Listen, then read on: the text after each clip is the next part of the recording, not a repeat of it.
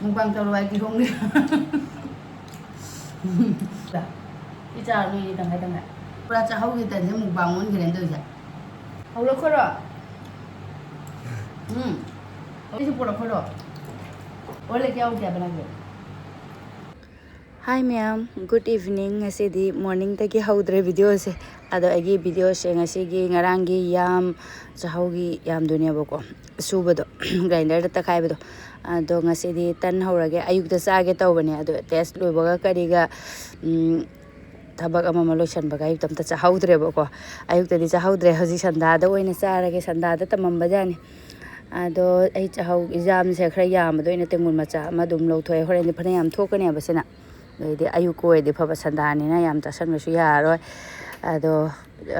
chahau gitan sigi siam bagi su share tau jera ke ma'am da yam hauba ado aina sana ga da bachang da thung kitang ama hape aduga suda kitang ni ko hau khibido aduga sina chini khara ko chahau gitan athumba hai tare na chini yaw se hau bane ba aduga sina sangom ni ma'am sangom powder sangom powder se di hapasu yai haptasu yai ko adum aina cake ta khangde sumaina tan hoba khangde suji hoba da khangde khaji khaji te adum sangom powder hai na adum hauba da aduna khara hape aduga ghee sigi khabai macha haidra asima aina hapchale ghee sina horen thosu thotarani manam sunung shi ani tan do chabagi ko aina adum ghee se khara hapne badu ghee leitraga su du mako gi refine thau do acha thau dina tabako acha thau re horen tan no manam namgane bako refine thau gumba khaji khatang hapa su ko chamasani gumba adumana khara thota na bagi happy bane ado sudha di kitang tani ko ina hapki boda sudha di horen soda do koi di sudha dum hai bagi ko ai sum hai de taw soda do ado kitang hapane ina horen chengi hai de dum khara contact ti tawri dana tanse ata mai da gi na khara thole ado chengi ni na kitang thota na bai na kitang tani ko hapki boda ma mamang da aigi aina voice over taw se mamang da ina video do da han ba da happy da chamas da thumne ba dum tang suda do ni kitang tani ko so do sumaina mayan che pa na mix tawre do ga ising lumbu lumbu sa ba ne katang ka bu sa ba adu do na tot pani ado ko gi cheng gi hai ba do di suji gi hai ba si di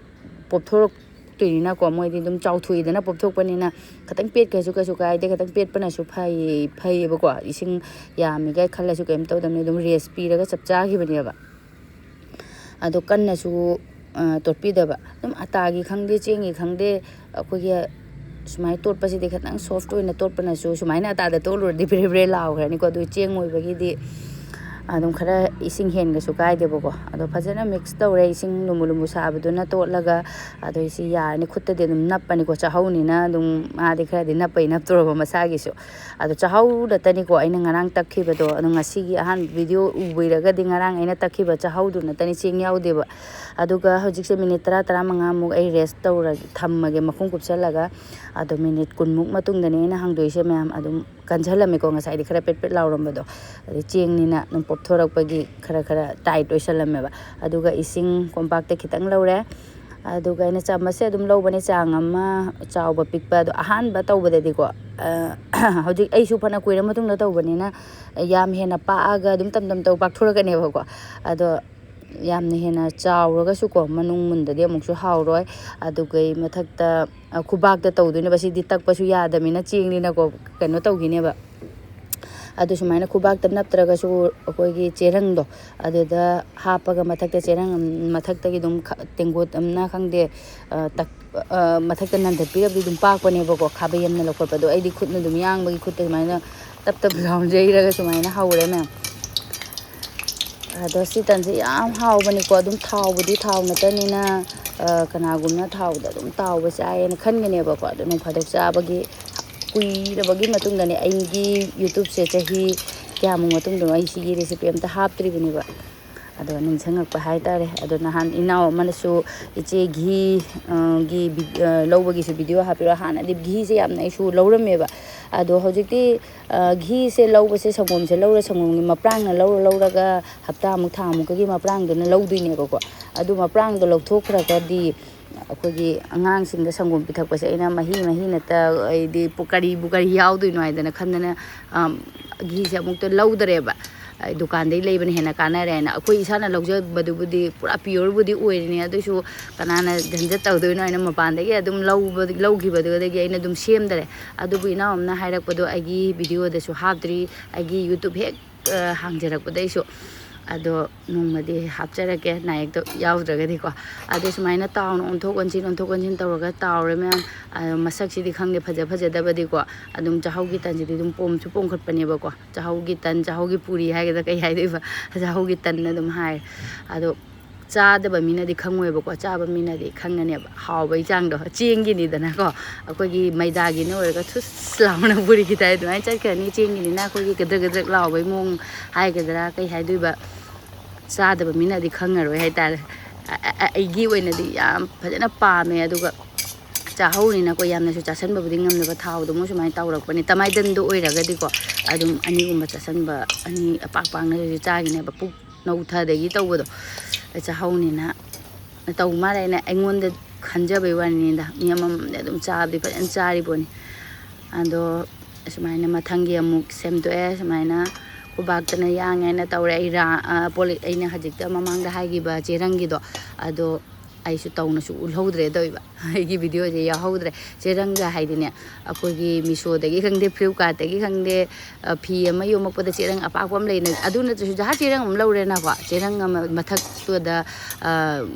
ओइदि थंबीरगा को थाव खंगदे सिंग तंग थाव ओरगा नप्पा न हेना फानी खितंग हापगा तैरनिना पोलिथि चेरंगदोदा अदुगा हजिगी कोइ मतुम मतुम से थंबीरबा को अदुगा अमु मथक्ता अमु चेरंग नप्पगा खुद नप्तनबगी वारीनेबा टेंगोट कंगदे glass कंगदे तकनबा हंगदे पाहलगने अदुम लौखुटपा याबनेबा अखोगी Khudna लौखनिंद्रगसु खाबी अपाबा लेदना अदुदुना लौखलगा थावदा दुम थादाबदा दुम याबनेबा अदो आइसु तहौद्रे खुदना आइगिदि थुजाबनिना को खुदना हायना तवरगा सेमग्रे अदुम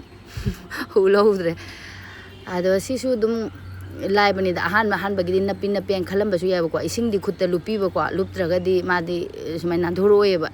माइना खराबुदी सेप कायबनी फजना पाक खुबाक मयाइददी पाइएना फजना पाक हल्लगा को सेपसे अदुग लौथोरको मतंददी खतंग अमुक दिस खराबुदी ताबनी दुसु को कोइबनीदा तौरगा दुम फजरकपनेबा अहान बगी खतंग ओवल शेप ओइरसु सेप ओइरसु एरुगी टाइप मोंगी ओइरगसु को राउंड ओइद्रगसु अदो चाहौगी तनसिदी कनामतना कोरो कोइना हाइबमुक्तदी ओइरोयबको कइनो हाइदि चेंगिनिना मादी नफम कइ हाइनि तासनना लेबदु ओइदबनिना बा अदुना सुमाइना ओइरसु कसु काइदेदा दुम खंगमनि चाहौगी तन्ने आइसे अदो सुमाइ ततोना मयाम लोइना सेमदोगे असिमसु कोरो कोइबदि ओइद्रे सेकेंड गिदुदी ओइरेको पानीपुरी की मोंगी टाइप तमाइन तवरे अदो दुम सिसे पुंखलिसिदगी अदुम मादी अकोगी अतागी पुरी दुदी कनो तविदना सॉफ्ट ओइथगेबको अदो चेंगिसिदि ओइथदबनेबा सुम समाइना मतिंग तिंगना दुम लय चाबदसु हाव चागी संगोमगा याम हेना सुंगसिदि नुसासु हेना साबदि नते संदासु तासले चा हावबमगा कमेंट याम तोयना हाइरकपा इचेगी सकुलवाइन ऐसे ममांगदि वीडियो दा दम हापमबनेबा अदि सागा साबगा दुगैदि खंगदे आइना आईफोन हेक पाइरकपदगी आई वीडियो दा थोमदबसु ओरमने आईफोन से मी मसक से अखोगी क्लियर बुदी ओइदे हाबा नतबको अखोगी मी मसक से हेना ngang musanbadu maina tawreba sengno muktada asengbagi saktamdo sengbudi sengba clear budi oibako adusu saktamdu oidabara aina khanbagi ko aina tangibadagi adum aise video yaudre iphone le phone je dagi adu aniyama aina loisallinge da ko khapkhre tanse aina kya khangno hauri se masing thiaudre aniyama leiramdre aina aisu video da ngasidi thoge haidana kaino tawbaniba अदो संध्या तारे ma'am उचे गोयासु या चंगे आई हेक्ट सोइदा के अदुगा चा हाउबमगा लोले तनसे आइना हाइदि माइ मिट खतंग समगा हालिंगेदको अनि अमा परुगा सोनुगना खपमे साजग्रसनु मोइनिसु सासाना अदुगा रेडी मोयनिसु टेस्ट पुदि तौलो हमने अदुगा फम लेरमे ओंगयुदा चानबा तौरागे कोइ सिनि चा हाउबमगा इदि चावरगे नसेदि मम्मा सु दौरे वीडियो आइना लोइसलिङेदा साबनिना को अनि मखब खरे मोइनिना Sandhya how rồi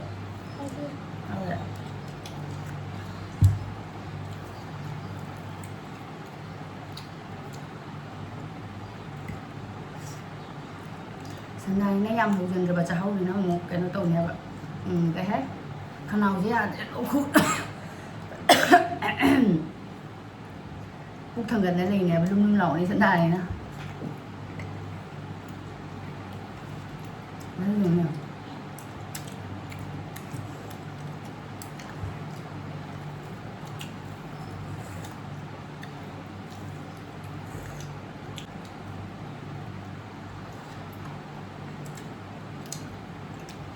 có lúc là nôm là video là nôm mà rồi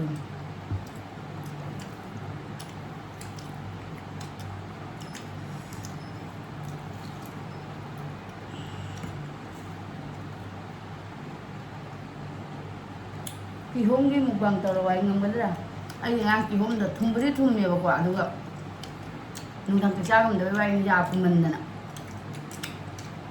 thùng mấy đứa cùng mấy cái xin với cái bột trà bây giờ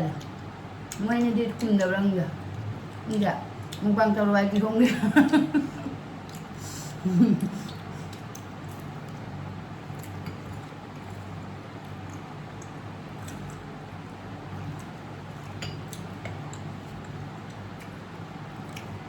yang dia pada sedang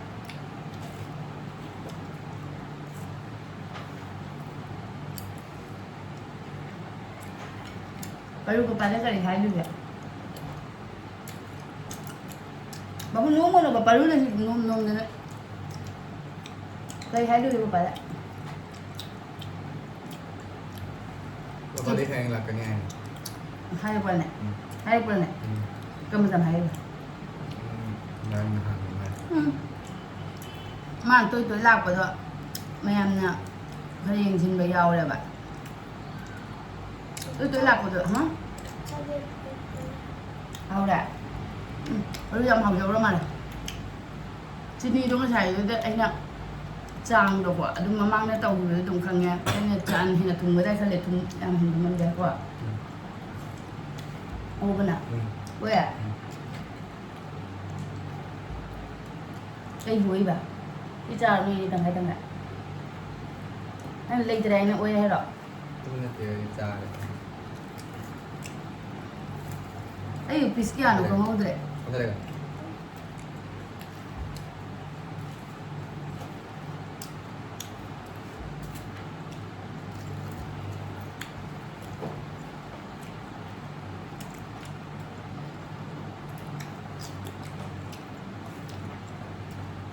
nó là trên này cái phải ăn ngon mấy cái nó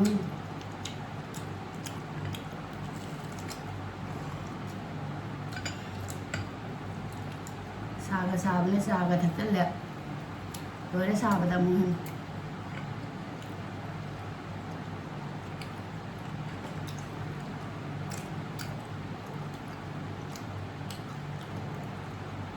baru saya nupi uang dua saja,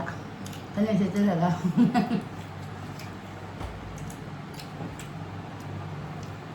Ma bu, nak cuma si bagi sekolah me am nupi ni lat ni ya. Sao phải baru, macam tu dah ya. Tapi itu kita ada hai mana. Baru kita pura cahau kita ni mukbang on kita tu saja. Hào lắm em, coi như đi mà nằm gạ rồi đi ở coi cái nữa đó, xong cùng đi powder hấp đi nào, mình cái nông sản đó juga, sao cái chuyện chắc là cân người ta bên này, sudah kita hấp cái bên đó, khi đua nè, có thể,